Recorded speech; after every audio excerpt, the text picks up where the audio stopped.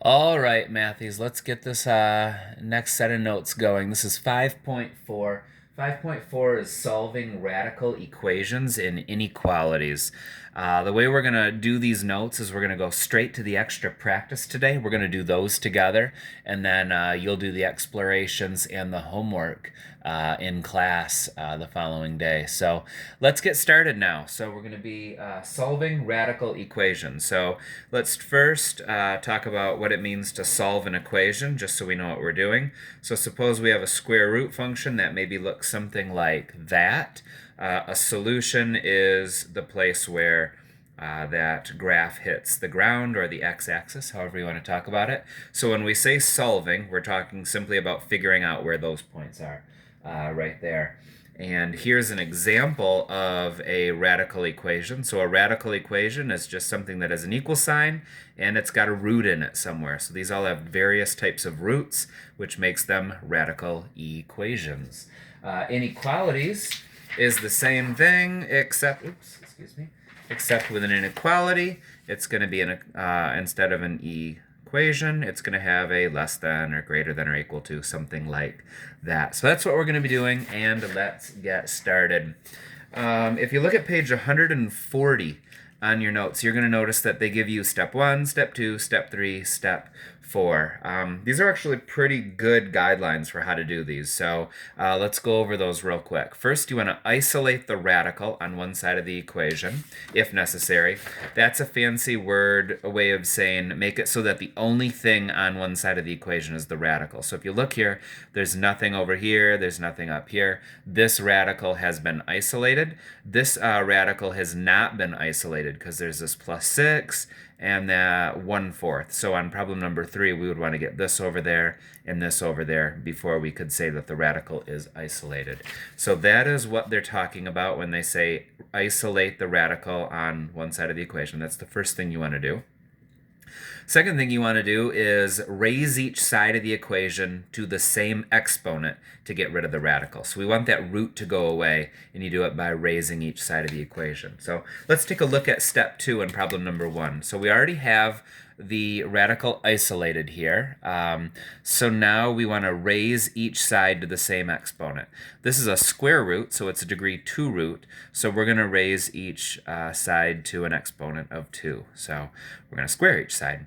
That's going to get this root to go away. So the only thing that we'll have on the left is 1 minus x equals, and then there'll be 7 squared here, so that's 49. And now we'll subtract. Okay, so we've just squared each side. Step 3 is to solve. So now they're saying, okay, so now get x by itself. So now we'll get x by itself. So now we're on step 3. Negative x equals 48. And if we've got a negative x, but I just want it to be x, I could just change the sign of each side. So x equals negative 48. So step 3, solve the resulting equation. We just did that. Step 4 is an important one. Check your solution. So a weird thing about radicals is, not most of the time, but every once in a while, what'll happen is you'll solve a radical and you'll get an answer and you'll do everything right, but it turns out that this solution doesn't actually work. So one thing about radicals is you always have to, when you get an answer, you have to plug it back in to make sure that it actually worked. So let's do that real quick. So the square root of 1 minus a negative 48 would be the same thing as the square root of 1 plus 48, which would be 49. So the square root of 49, which is 7, and that does equal 7, which is what we started out with. So this one checks out. It works. X equals negative 48. It's just a weird thing with radicals. You always got to check. Okay, so let's do number 3 next. All right. So for number 3, the step 1 was isolate the radical. So the first thing we need to do is get it so that the 6 and the 1/4 are over on the other side. So I'll start by subtracting 6. We've got 1/4, and then we've got the 4th root of 2x equals 4. Okay, so we've got that part over. Now let's see how we're going to get this 1/4. How about we just times each side by 4? Okay, so now we've got the fourth root of 2x over here. And we've got a 16 here. Yay. Okay, so now I've got the radical is isolated. The root is in the stuff under the root is the only thing over here now. So now we're going to raise each one to the same exponent. Since this is a fourth root, we will raise each side to the fourth power. So go fourth power, fourth power. So the root will cancel out with the fourth power. So we'll just have a 2x over here. However, 16 to the fourth power is going to be bigger than I can do on my own. So 16 squared. Oh, excuse me. 16 to the fourth. There's going to be an enormous number. 16 to the fourth. 65,536. Okay, so now I'll divide each side by 2 to get x by itself. Okay, so I'll divide that by 2. And x equals 32,768. Okay, so now to check my answer, because it's a radical, so you got to check your answers with them, I'm going to put all this into the calculator and see if it equals 10. So I've got 1/4, and then I'm going to raise it to, or times it by the fourth root, so 4 math. Here's your root thingy. The fourth root of 2 times, I should have put that into a parenthesis, second insert. 2 times 32,768. All right, and then plus 6. Hopefully I get 10 as an answer. I do. It worked. That is my answer. It checks out. Good. All right, on to number 7. Okay, isolate the radical. It's isolated. We don't have anything over here. We don't have anything up here. This root is the only thing on this side, so it is isolated. So now we need to raise each side by the same exponent. I'm just going to kind of go like this right now. Okay, so what I need to do is square this side because that's a second root. All right, so here's the tricky part of this problem. This whole thing has to get squared, so make sure that when you do that, you square that whole thing over there. Now, the right side's going to be easy. It just turns into x minus 8. Excuse me, x minus 5, sorry. Now, with this part here, it for the x minus 7 squared, remember that's the same thing as x minus 7 times x minus 7. So the way we do that is we make our box x minus 7, x minus 7, x squared. We've done this a bunch of times, right? Minus 7x, so -2 times -7, so that's positive 49. Okay, so on the left side of the equation, we've got x squared minus 14x plus 49. Yay. Okay, so now we have to solve for x. So it looks like we're going to have a quadratic that we're going to be solving for, aren't we? So I'm just going to take these two things, move them over here to get, so there's 0 on this side. So I'm going to go minus x. I'll do a plus 5 and a plus 5. Okay, so that's going to give me x squared minus 15x. 49 and 5 make 54, plus 54 equals 0. Okay. And how do we solve for quadratics? Well, if it doesn't have any number in front of here, then we generally make an x. We're looking for two numbers that multiply to 54. We're looking for two numbers that add to negative 15. All right, I'm thinking 9 and 6. But we need them to add to negative 15, so I'll make both of them negative. Negative times a negative is a positive, so that checks out.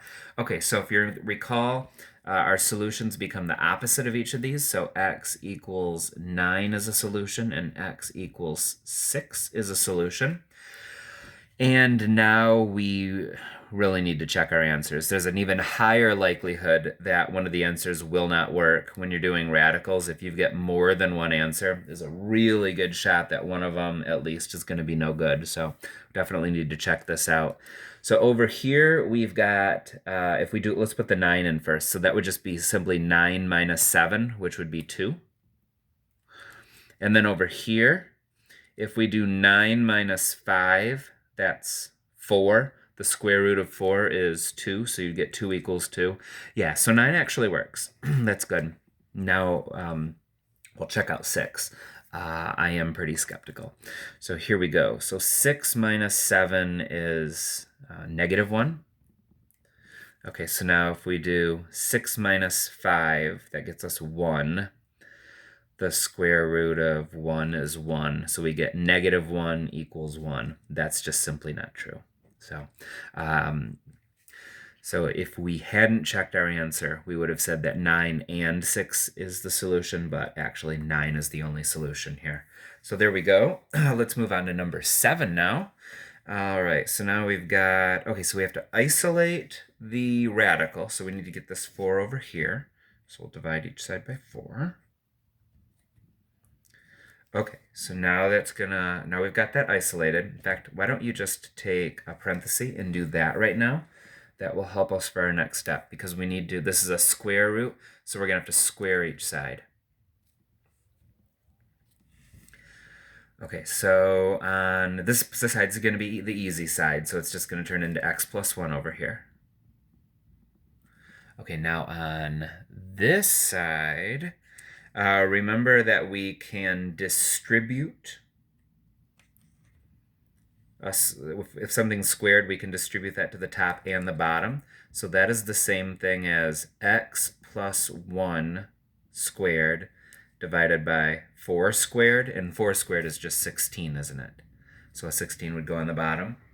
Okay, so now for the x plus 1 squared, we've got to do basically one of these things again. So I'm going to go over here, and I'm going to make a box, x1, x1, x squared, x1. Okay, so I'm going to have x plus 1 on one side, and then on the other side, I'm going to have x squared plus 2x plus 1, and then all of that is divided by 16. All right, we're going to need more space to work, so I'm just going to get rid of this here, and then I'm just going to keep working down below here. There we go. So I'll just go like this so we can work up a little higher. Okay, very good. So now I've got to, boy, I really can't have the 6 on the bottom, so I'm going to multiply each side by 16. So that's going to give me 16x plus 16 over here. And then over on this side, these just cancel out, right? So that'll give me x squared plus 2x plus 1. Okay, so now this is shaping up a lot like the last problem, right? We got a quadratic equation to solve, so we're gonna take these, move them over here, set it equal to 0. So I'll go minus 16x minus 16 minus 16x minus 16. Okay, so that gets us 0 equals x squared minus 14x minus 15. So we're looking for what? Two numbers that multiply to negative 15 and add to negative 14. 15 and 1. But this one would have to be negative. So when you convert these to solutions, you have to switch the sign. So our solutions are x equals 15 and x equals negative 1. Okay, we have to plug these back into the original, make sure that they work. So let's plug a 15 in first. So if we put a 15 in right here, 15 plus 1 is 16. The square root of 16 is 4. And then there's a 4 right here. So 4 times 4, this side turns into 16. So we get 16 equals, okay, what do we get right here? So if we put in a 15 right here, 15 plus 1 is 16. This side becomes 16 as well. So that works. So 15 was a perfectly good solution. Okay, now let's check out negative 1. All right, so negative 1 plus 1 is 0. The square root of 0 is 0. 0 times 4 is 0. So if we put a negative 1 in here, this whole side turns into a 0. Equals, now let's put a negative 1 in here. Negative 1 plus 1 is 0. So actually, both of these solutions worked. That doesn't often happen with radicals, but sometimes it does. So good thing we always check. Okay, we're going to do one more together on this page before we cut out on this video. That's problem number 8. This is an interesting one because there's actually 2 radicals in it. So how does that work? So we've got step 1 is to isolate the radical. If you do a problem where there's 2 radicals in the problem, what you want to do is you want to get one of the radicals on one side and then one on the other. So I'm going to take this over here and just move it over. So we're going to go plus 3 square root of x plus 1 to both sides. So yeah, that's just a really good way to start when you've got 2 radicals and you want to solve.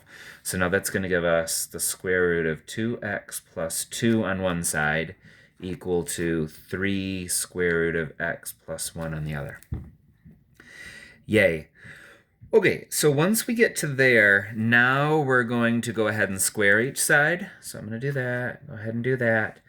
So this side's simple. This will just turn into 2x plus 2. Okay, now when we squared this side, we have to recall that the entire side if we square the whole side, we need to square this whole side. So we need it to go like that. So recall that you can use the distributive property for exponents as well. So we can go like this. So 3 squared is 9. And then for this part, the root simply cancels with the squared. So on this part, it just turns into x plus 1. So it's going to be 9 times x plus 1. So that's going to be 2x plus 2 equals, I'll distribute this 9 now, so 9x plus 9. And now we solve for x. So let's see. I'll subtract 9x from each side. I'll subtract 2 from each side. I'll go like this because I'm running out of room again. And now I've got negative 7x equals 7. So divide by negative 7. X equals negative 1. All right, let's check it out, make sure it works. If I put a 1 right here, 2 times 1 is 2. 2 plus 2 is 4. The square root of 4 is 2. So all this turns into a 2. Minus 3, so if I put a 1, I gotta put shoot. I needed to put a negative 1 in here, didn't I? Okay, so we're gonna have to do this again. 2 times negative 1 is negative 2. Negative 2 plus 2 is 0. So square root of 0, 0. All this turns into a 0. That's better. Okay, so now I'm gonna put the negative 1 back in here. Negative 1 plus 1 is 0. So 0 times 3 is 0. So it's going to be 0 minus 0 equals 0. Is that true? Yes, it is. So negative 1 works just fine. Great. Okay, so now what I'm going to have you do is I'm going to have you, in a moment, you're going to pause the video. Don't turn the video off yet. You're going to pause it, and you're going to do problems. I want you to try 2, 4, and 6. And then when you're done with 2, 4, and 6, I want you to unpause the video. And I am going to have all the work and answers there for you so you can check that out. So pause the video and do them. All right, coming back live with answers in 5, 4, 3, 2, 1. Welcome back. Here is the work and answers to problems 2, 4, and 6. So you can check those out and make sure you did those well. I'm going to turn this video off now, and for the second video, I'll do page 142, which will go a lot faster than this one. Great job, everyone.